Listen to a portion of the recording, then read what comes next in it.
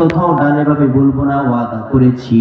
কোরআন থেকে কিছু কথা বলবো, আপনারা শুনতে হবে, প্লাস মানতে হবে। মানবেন তো ইনশাআল্লাহ?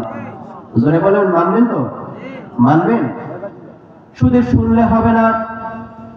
এই বাংলার জমিনের মধ্যে 6 লক্ষাধিকের উপরে মাহফিল হয়, কিন্তু আমাকে যদি আপনি প্রশ্ন করেন, হুজুর মাহফিলটা হয় কেন, আমি বলবো আপনার বিবেককে প্রশ্ন করে দেখেন, মাহফিলটা হয় কেন? আপনার বিবেক বিবেচনায় বলবে মাহফিলটা হয়তো একমাত্র আমি ও আপনার হেদায়েতের জন্য। কথা বলেন ঠিক কিনা? মাহফিল তো সাধারণ কোনো কারণে হয় না।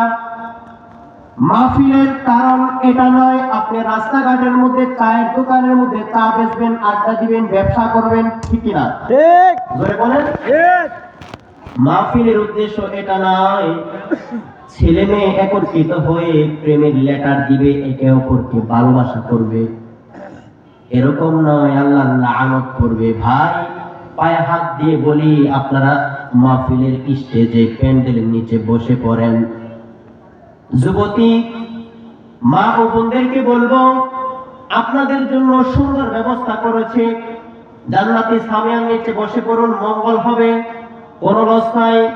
বাড়ি থেকে যতক্ষণ পর্যন্ত হেঁটে হেঁটে যতটা কদম মাহফিলের মধ্যে আসবেন, ততটা কদম সওয়াব আল্লাহ পাক রব্বুল আলামিন আপনার আমলনামার মধ্যে লিখে দিবে। সুবহানাল্লাহ। বিশেষ হয় বলেন। আমি মাগরিবের নামাজের পর থেকে এখানে বসা, একটু আগে আমার রিলেটিভ একটি ভাই ছবি তুলেছি। মাহফিলের মধ্যে যদি একটিও মানুষ না থাকে, এটা নিজের কাছে লজ্জাদায়ক বিষয় হওয়ার কথা, ঠিক কিনা? আপনার এলাকার মাহফিল আপনি যদি না আসেন, আসবে তো আসবে কে?